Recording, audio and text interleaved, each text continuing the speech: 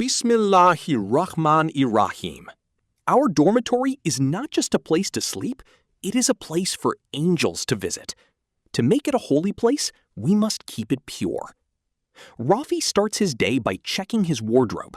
He knows that he must wash my clothes to stay fresh and clean. Near him, Rahmat finds a small tear in his sarong. He does not throw it away. Instead, he takes a needle and thread to fix my uniform. This is the science of maintenance. When we take care of our belongings, we save resources. Alfa is very observant. He sees a small piece of plastic on the floor. He picks it up immediately to put in the bin. He knows that a clean floor prevents bacteria and diseases.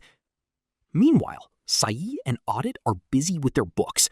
They work together to organize my shelf. Science shows that an organized room leads to an organized mind. It is easier to focus when everything is in its place.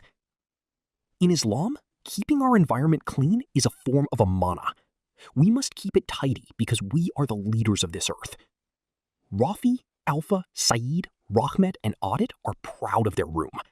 They work as a team, they share the duties, and they always say Alhamdulillah. Let's be responsible and keep our asrama shining.